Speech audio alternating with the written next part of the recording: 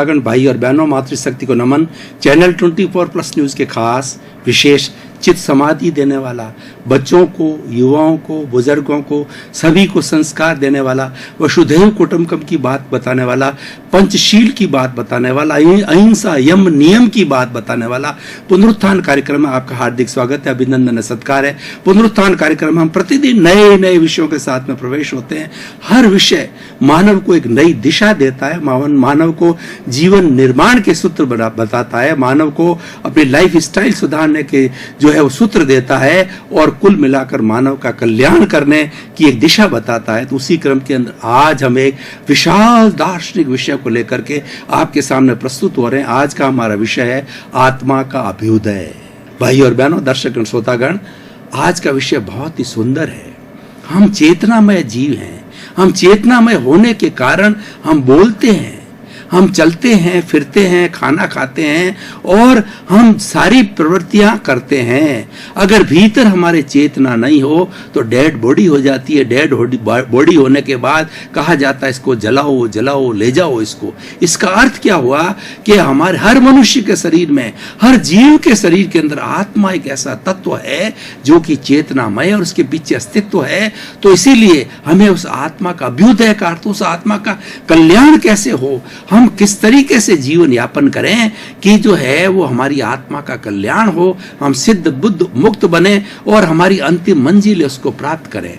भाई और बहनों, दर्शकगण, श्रोतागण, आप देखिए कि सबसे पहले ये समझना चाहिए कि इस दुनिया में 4 चीजें बहुत दुर्लभ है। पहली है कि मनुष्य जीवन मिलना अत्यंत दुर्लभ है, और दूसरा क्या है कि भगवान की वाणी, यानी हमारी शुद्ध आत्मा जो भगवान है उसकी वाणी के अंदर, उसकी बात के अंदर विश्वास करना, ईश्वर में विश्वास करना। और तीसरा है कि उसको सुनने का अवसर मिलना। और तीसरा है कि वो ईश्वर की वाणी के अंदर विश्वास करना। और चौथा ये ईश्वर की वाणी को अपने जीवन के अंदर ढालना, क्योंकि जब तक कोई चीज चरित्र में नहीं जाती है तब तक वो चित्त जो कल्याणकारी नहीं होती है। इसीलिए कहा गया है, if wealth is lost nothing is lost, if health is lost something is lost, and if the character is lost everything is lost. What is this character? The character is to lead the life with the morality, with virtues, and with the good merits, with the good principles, with the things which are not giving any trouble to others. The main thing is that we should not give trouble to anybody, not only human being, but any small creature of this world. He is also like us. He is also having the same soul what we are having. We should not give any type of trouble to him. ये जो troubling जो होती है ना, इसी से हमारी आत्मा का जो है दुर्गति होती है, और वह जो है दोष के रूप में आ जाता है, पाप के रूप में आ जाता है।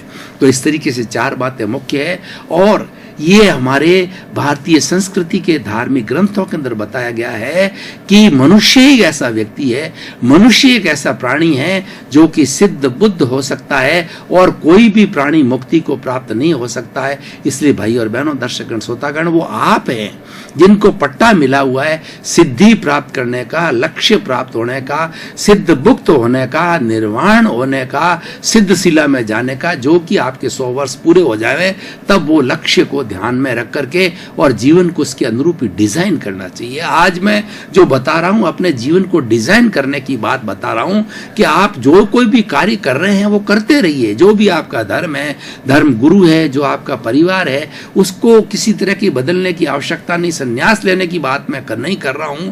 मैं तो ये कह रहा हूं वो कौन कौन से ऐसे तत्व है जिससे कि हमारी आत्मा का अभ्युदय हो सकता है।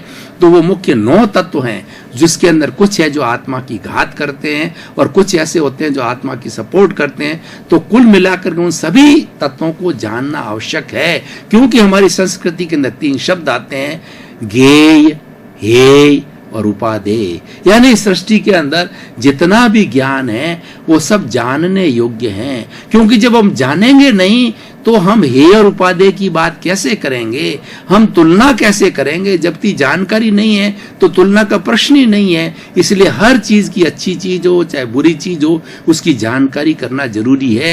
वो ज्ञेय कहलाता है। उस जानकारी करने के बाद में देखिए वो कौन सा तत्व है जो कि हमारी आत्मा की घात करता है, हमारे आत्मा को वो और बंधन के अंदर डालता है, कारावास के अंदर डालता है, और आत्मा को जो है वो घेर लेता है, आत्मा की मुक्ति नहीं होने देता है।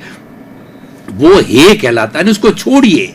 और एक होता है उपादेय, जो कि हमारी आत्मा की शुद्धि करवाता है, आत्मा का अभ्युदय करता है, आत्मा का कल्याण करता है। उन तत्वों को अपनाइए। तो एक एक करके हम 9 तत्वों का खुलासा करेंगे और उससे हमारे समझ में आ जाएगा कि वो कौन कौन से तत्व हैं जो कि हमें ग्रहण करना चाहिए और कौन कौन से ऐसे तत्व हैं जो कि हमें छोड़ना चाहिए। तो पहले जीव का मतलब आत्मा की बात है। वो आत्मा सब अजर है, अमर है, अविनाशी है और वो चिदानंद है। चिदानंद का अर्थ होता है वो अविनाशी है और वो ज्ञान दर्शन वाला है और वो आनंदमय है। वह जो है चेतना का पुंज है, वो जन्म मरण से मुक्त है, वो अच्युत है, वो अजर है, वो अमर है, वह विनाशी है, वह व्यबाद है, वह टंकोत्कीर्ण है, वो मन वचन काया से मुक्त है और वह सूक्ष्म है और वह अमूर्त है। ये हमारा हो गया जीव। अब अजीव का अर्थ होता है जड़। जड़ पदार्थ वो होता है जिसको पुद्गल बोलते हैं, मैटर बोलते हैं, जिससे हमारी ये सारी सृष्टि बनी हुई है। और वो सारा जो है गलन मिलन धर्मा होता है। जो हमारा पुद्गल है उसकी क्या परिभाषा है, उस जिसमें वर्ण होता है, गंध होता है, रस होता है और स्पर्श होता है, उसको हम पुद्गल कहते हैं। और जो अनंत चेतनामय परमाणुओं के पिंड को आत्मा और चेतना कहते हैं। पुद्गल गलन मिलन धरता है, पुद्गल टूटता है, पुद्गल जुड़ता है और जुड़ करके और फिर वो नई चीज बनाता है। इससे सारी सृष्टि जो हमको भवन है, मकान है, जितने भी जो है ये सारे जो है पर्वत है, अट्टालिका है, सारी जितनी हमको दिखाई देती है वो सारा जड़ पदार्थ है। और जड़ पदार्थ को सुख दुख की अनुभूति नहीं होती है। जड़ पदार्थ के अंदर प्रजनन नहीं होता है। जड़ पदार्थ ग्रोथ नहीं करते हैं। जड़ पदार्थ तो पुद्गल है, वो जैसा उसी। हालांकि जड़ पदार्थ पे शाश्वत है। ये सारी सृष्टि जो है 2 तत्वों से बनी है, जड़ और चेतन। जड़ और चेतन आपस में मिक्स हो जाते हैं, लेकिन जड़ कभी भी चेतन नहीं होता, चेतन कभी भी जड़ नहीं होता है। ये ध्यान करने की बात है। दोनों के गुण अलग अलग है, दोनों का मिक्सचर हो सकता है, लेकिन वो कभी भी जो है अपना गुण नहीं बदलते। वो चेतन अचेतन नहीं होता, अचेतन कभी भी चेतन नहीं होता, वो अपने रूप के अंदर होता है। अब तो ये बात हुई हमारे, वो एक हो गई। एक पहली बात होती है कि पहली हमने जीव, दूसरा अजीव का मतलब जड़ है। जीव अजीव पुण्य। पुण्य का अर्थ होता है हमारी आत्मा के साथ के अंदर एक कार्बन शरीर जुड़ा हुआ है, जिसको कॉजल बॉडी कहते हैं, जिसको लिंग शरीर कहते हैं। वह क्या अनादि अनंत काल से हमारे भीतर जुड़ा हुआ है और उसके अंदर पुण्य और पाप रूपी जो पुद्गल होते हैं, जो कार्बन शरीर के अंदर होते हैं, चतुस्पर्शी होते हैं। चतुस्पर्शी वो होते हैं जो कि आंखों से दिखाई नहीं देते, किसी भी माइक्रोस्कोप से दिखाई नहीं देते, लेकिन जन्मांतर से कार्बन शरीर के रूप में, लिंग शरीर के रूप में आत्मा के साथ में फेविकॉल की तरह वो जुड़े हुए हैं, ऐसे चिपके हुए हैं कि उनको जो है हम आगे विधि बताएंगे। उस विधि के द्वारा उन पुद्गलों को, उस कार्बन शरीर को जो है हम अलग करते हैं, ताकि ये हमारी आत्मा धीरे धीरे शुद्ध होता है। और सारा कार्बन शरीर जब शुद्ध होता है तो आत्मा सिद्ध, बुद्ध और मुक्त बनती है। तो पुण्य किसे कहते हैं कि जो हम कर्म लेकर के आए हैं, जो हमारा कार्बन शरीर है, उसका हर कर्म का एक समय होता है, उदय में आता है। तो उदय में आने के बाद के अंदर जो वो सुख देने वाले पुद्गल है वो पुण्य कहलाते हैं, और दुख देने वाले पुद्गल हैं वो पाप कहलाते हैं। दोनों पुद्गल है। एक तो सुख की स्थिति पे पैदा करता है, अच्छा घर मिलता है, अच्छी पत्नी मिलती है, अच्छी दौलत मिलती है, अच्छा मकान मिलता है, पद मिलता है, प्रतिष्ठा मिलता है। और दुख के पुद्गल होता वो पाप कहलाते हैं। उस पाप से क्या होता है, बीमारी आती है, घर में कलह होती है, पैसे की कमी होती है और हर वक्त झगड़ा टंटा उठता है, एक नारकीय जीवन होता है। वो पुण्य और पाप, वो पाप कहलाता है। तो देखिए, जीव, अजीव, पुण्य, पाप, आशव। आश्रव किसे कहते हैं कि हम जो प्रवृत्ति करते हैं, जो हम जो प्रवृत्ति करते हैं, जितनी भी सारी प्रवृत्ति की जाती है, जैसे कि कोई भी जो अधार्मिक प्रवृत्ति करना, सारी प्रवृत्तियां जो करने के से जो है हमारी शुभ और अशुभ प्रवृत्ति करने से हमारी आत्मा के भीतर जो एक नाले की तरह, जैसे कि तालाब के अंदर नाला होता है या किसी रिजर्वायर में नाला होता है, उसमें से जो पानी आता है, जो आने वाला पानी है वो पुण्य पाप के समान होता है, और नाला होता है वो आश्रम कहलाता है, यानी कर्मों का द्वार, कर्म भीतर आने का जो द्वार है वो आश्रम कहलाता है।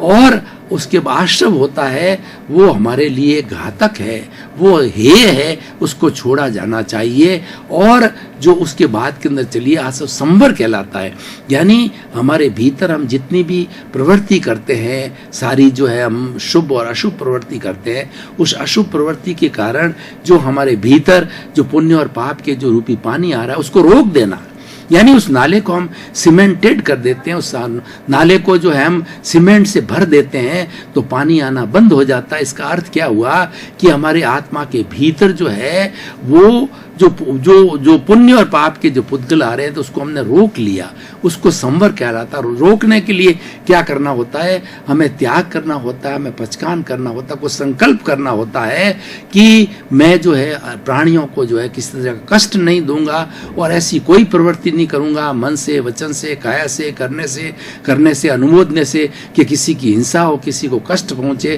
तो इस तरीके का हम संकल्प कहते हैं, वो संवर कहलाता है। वो संवर का अर्थ होता है ये हमारा सहयोगी तत्व है, आत्मा का सहयोगी तत्व संवर कहलाता है। संवर का मतलब हमारे भीतर जो कर्म आने का द्वार है वो हमने बंद कर दिया, उसको संवर कहता है। और संवर करते करते जो है हमारी आत्मा अभ्युदय की तरफ जाती है, उत्थान की तरफ जाती है। तो इसीलिए हो गया ये हमारा जीव, अजीव, पुण्य, पाप, आश्रव, संवर, निर्जरा। निर्जरा का अर्थ होता है dissociation of the karma from the soul. जब हमने संवर चालू किया तो संवर चालू होने से क्या होता है कि हमारी जो आत्मा के साथ जो कार्बन शरीर जुड़ा हुआ होता है उसमें टर्बुलेंस होती है, और जो कर्म जुड़े हुए हैं वो शिथिल होते हैं। हर धार्मिक क्रिया के साथ के अंदर कर्म शिथिल होते हैं, और शिथिल होकर के धीरे धीरे वो आत्मा से अलग होने लग जाते हैं। अब मैं आपको उदाहरण के द्वारा बताता हूँ भाई और बहनों, दर्शक श्रोतागण, हम कभी भी पानी को जो अग्नि के ऊपर गर्म करते हैं, दूध को अग्नि पर गर्म कर देते हैं तो उसमें से छोटे छोटे बुलबुले उठते हैं, बूंदे उठती है, वो परमाणु वो गर्म होते हैं, और गर्म होकर के धीरे धीरे सारे बुलबुले उठ करके पानी गर्म हो जाता है, वो टर्बुलेंस कहलाता है। ठीक उसी तरह से हमने धार्मिक क्रिया कोई भी प्रारंभ की, वो संवर कहलाती है। हर धार्मिक क्रिया है वो संवर कहलाती है। वो संवर के करने से हमारे कार्बन शरीर के अंदर वो बुलबुले उठते हैं, और कर्म जो है धीरे धीरे आत्मा के साथ के अंदर डिसोशिएट होते हैं, आत्मा से विलग होते हैं, आत्मा से अलग होते हैं। इसका अर्थ यह हुआ कि ये एक रासायनिक क्रिया है, हमें जीवन भर संवर की अवस्था में रहना चाहिए। संवर की अवस्था क्या कहलाती है, हम किसी को दुख न दें, हम मन से, वचन से, काया से किसी को दुख न दें। जो हम पीछे से 5 जन्म के अंदर कौज डाल के लाए हैं वो हमारा कर्म परिणाम और कर्म फल हमें मिलता रहेगा, लेकिन हमारी भावना ये रहना चाहिए हम किसी के प्रति बुरे भाव न करें, किसी को दोष न दें, सबसे किसी को दोषित देखना, किसी को दोष देना, और इसीलिए ये हमारे भावों को बिगाड़ना है। ये लोगों का एक तरह से दुख हो गया, चाहे हम दुख मानसिक रूप से दें या शारीरिक रूप से दें या वचन के रूप में दें, वो सारा दुख है। उसके दुखों के कारण, ये भाव बिगड़ने के कारण हमारे कर्म फल और कर्म परिणाम होते हैं। तो उन सब को हमने रोकना है, वह संवर कहलाता है। और उस संवर से हमारी जो है निर्जरा जो चालू होती रहती, dissociation of the karmas from the our this soul, तो वो ये अवस्था, तो ये परिणाम है, निर्जरा एक परिणाम है, ये चलती रहती है। और बंद का अर्थ होता है कि हमारी आत्मा के साथ के अंदर जो कर्म, नए कर्म आते हैं या पुराने कर्म ऐसे बंधे हुए हैं। अगर हम राग द्वेष करते हैं, अगर हम मोह करते हैं, हम क्रोध मान माया लोभ करते हैं, तो हमारे ये जो अपने 3 योग है, मन वचन और काया, ये सारी सृष्टि के अंदर चतुस्पर्शी पुतलों को खींचते हैं, और खींच करके जो भीतर हमारा कार्बन शरीर है, जो कषाय है, उनको जो है दे देते हैं। इस तरह से हमारा कषाय और भारी होता है। ये कषाय बाहर के कषाय को खींचता है, भीतर जो मोह है भीतर जो राग द्वेष है, ये राग द्वेष इंद्रियों के द्वारा चतुष्पर्शी बुद्धों को खींचता और भारी हो जाता है, तो हमें करना नहीं है, क्योंकि हम ऑलरेडी भारी है, उसके लिए हम संवर करते हैं। तो बंध का अर्थ होता है कि आत्मा के साथ के अंदर कार्मण शरीर का, कर्मों का एकदम जो है वो आपस में मिल जाना, पक्की तरह से मिल जाना, एक ही भाव हो जाना, ये बंध कहलाता है। और उसके बाद में जीव, अजीव, पुण्य, पाप, आश्रव, संवर, निद्रा, बंध और मोक्ष। मोक्ष हमारी निर्वाण की अवस्था है, मोक्ष हमारी संपूर्ण आनंद की अवस्था है, मोक्ष हमारी वह अवस्था है जबकि कार्मण शरीर बिल्कुल समाप्त हो जाता है, जिसको अमन भी कहा जाता है। जो हमारा मन है, ये मन क्या करता है कि हमारा चिंतन करता रहता है, ये वर्तमान का चिंतन करता है और ये भूतकाल की स्मृति करता है तथा भविष्य काल है, उसी भूतकाल की जो स्मृति और भविष्य काल की कल्पना करता है। ये मन हमारा चलता रहता है और इस मन के द्वारा जो हम चिंतन करते हैं, विचार करते हैं, ये सबसे अमन होना, यानी हमारा जितने विचार है वो जब समाप्त हो जाते हैं। और विचार क्यों आते हैं कि हमारे भीतर कार्मण शरीर है, लिंग शरीर है, कॉजल बॉडी है। जब कॉजल बॉडी समाप्त हो जाता है तो विचार समाप्त हो जाते हैं, क्योंकि विचारों को देने वाली वो कॉजल बॉडी है, मन वचन काया का संचालन करने वाली कॉजल बॉडी है। कॉजल बॉडी समाप्त हो गई तो हम मन से अमन बन जाते हैं। अमन की अवस्था होती है, सिद्धि की अवस्था होती है, और सिद्धि की अवस्था वो होती है पूर्ण संपूर्ण आनंद होता है। उसके अंदर जो जिस साइकिल के अंदर आज हम जी रहे हैं, एक सुख के बाद दुख आता है, दुख के बाद सुख आता है, हर संयोग के साथ वियोग जुड़ा होता है, ये साइकिल समाप्त हो जाती है और समाप्त होकर के हम संपूर्ण आनंद की, सहज आनंद की स्थिति में रहते हैं, अमूर्त हो जाते हैं, हम मोक्ष में चले जाते हैं, सिद्ध शिला में चले जाते हैं। तो भाई और बहनों, दर्शकगण, श्रोतागण, अब आत्मा का अभ्युदय का जो मैंने बात बताया, उसके अंदर संवर, निर्जरा, ये दो मुख्य है। इसीलिए ईश्वर ने, भगवान ने, तीर्थंकरों ने दो तरह के धर्म बताए, एक तो संवर और निर्जरा।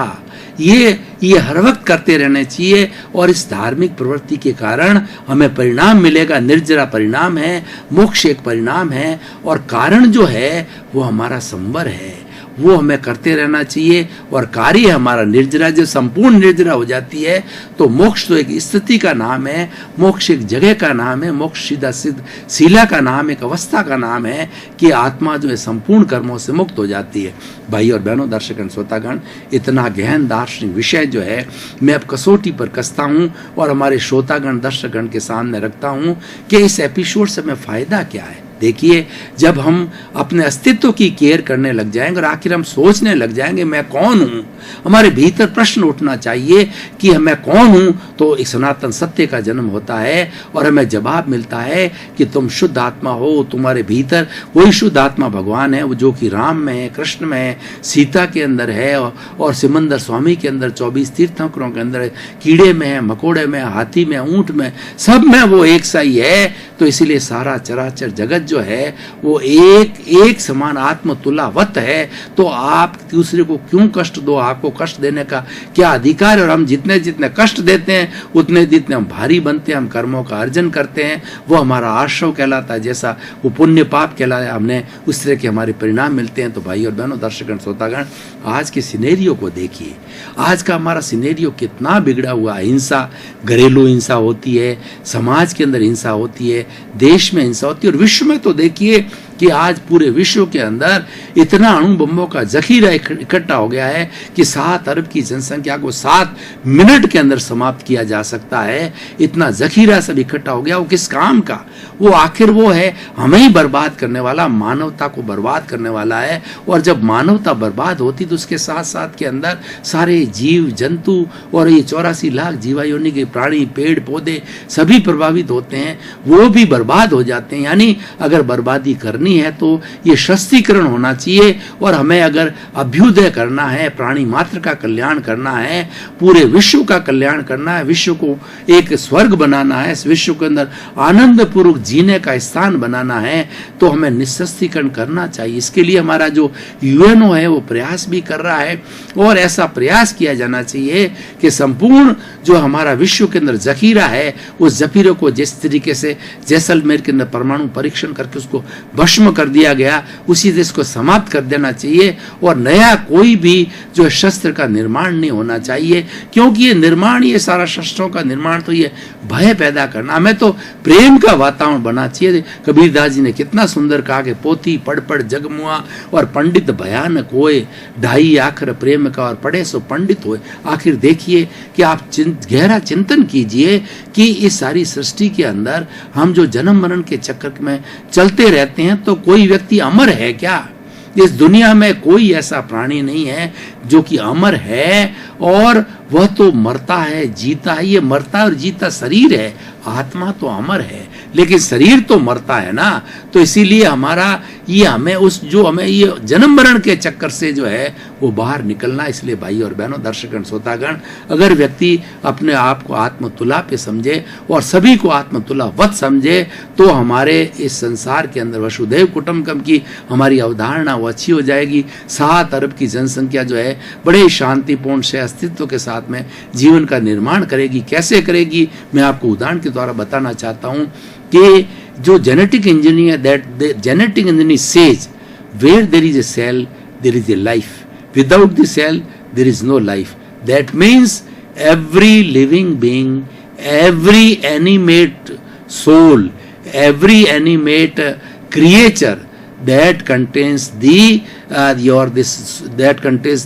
कोशिका, that contains the shell, that is why उसके अंदर प्राण होता है। तो मनुष्य के शरीर के अंदर 60 खरब कोशिकाएं होती है। दर्शकगण, श्रोतागण, भाई और बहनों, आपका बहुत बहुत धन्यवाद। पुनरुत्थान कार्यक्रम बराबर देखते रहिए ताकि हमें प्रोत्साहन मिलेगा, हम भी अपनी क्वालिटी में इम्प्रूवमेंट करेंगे। अच्छे अच्छे विषय, अच्छे अच्छे एपिसोड, अच्छी क्वालिटेटिव जो हमारी सामग्री है आपको परोसेंगे ताकि आपके जीवन का निर्माण हो, अच्छा व्यक्ति बने, अच्छा समाज बने, अच्छा विश्व बने। क्योंकि हमारा पुनरुत्थान कार्यक्रम का उद्देश्य है सर्वे भवन्तु सुखिनः सर्वे भवन्तु निरामया। इस विश्व के समस्त जीवों को सुख मिले, शांति मिले, आनंद मिले और मोक्ष मिले। इसी क्रम में आपका जीवन आनंदमय हो, मंगलमय हो, सुखमय हो, शतायु होकर के आप खूब समाज की परोपकार करें। आपके प्रति मंगल भावना।